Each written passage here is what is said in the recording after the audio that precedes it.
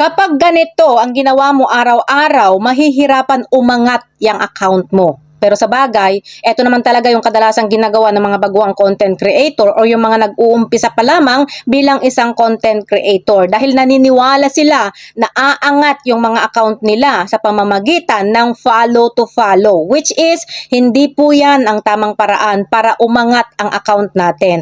Oo, dadami ang followers mo mula sa follow to follow pero hindi po yan organic at hindi po yan lahat ay manunood sa mga videos mo or mag-engage sa'yo. Dahil ang papel lang nila dyan sa account mo is dagdag followers lang po sila. Finalo ka nila dahil finalo mo sila. So ano ang naitulong nila sa account mo? Wala.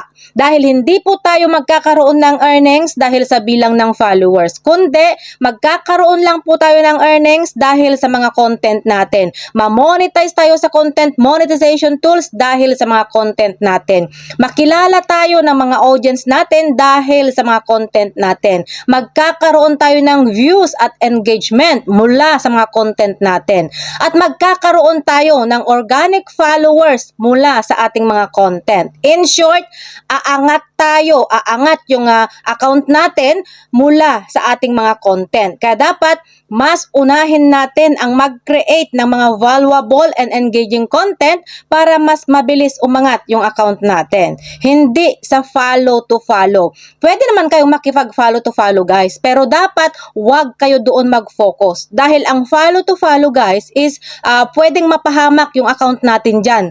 Dahil kadalasan, dyan natin nakukuha ang mga iba't ibang klase ng violation tulad ng restriction at saka yung spammy behavior. At kapag palagi kang nare-restrict, bumababa din po yung visibility ng account mo. Kaya pababa ng pababa ang views ng mga videos mo hanggang masyado ban ka na. Kaya dapat sa content ka mag-focus, wag sa follow to follow.